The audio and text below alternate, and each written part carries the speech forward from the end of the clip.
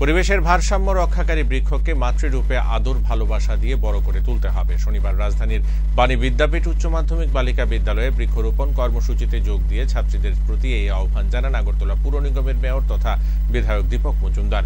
শিক্ষা সপ্তাহ উদযাপনের অঙ্গ হিসেবে এদিন বাণী বিদ্যাপীঠ উচ্চ মাধ্যমিক বালিকা বিদ্যালয়ে বৃক্ষরোপণ অনুষ্ঠানের আয়োজন করা হয়।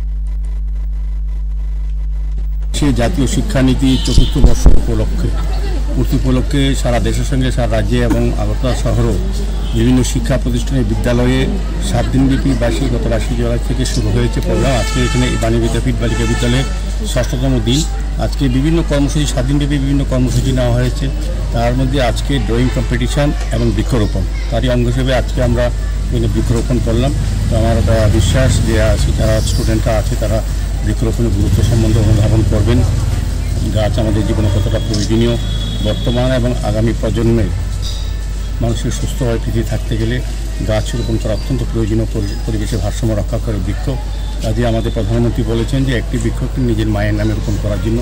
আজকে যে বৃক্ষটা আমরা রোপণ করব, আমরা বিভিন্ন আনুষ্ঠানিক অনুষ্ঠানের মাধ্যমে গাছ রোপণ করতে কিন্তু কিছু কিছু ক্ষেত্রে যত্নের অভাবে অনেক সময় গাছগুলি বেড়ে উঠতে পারে।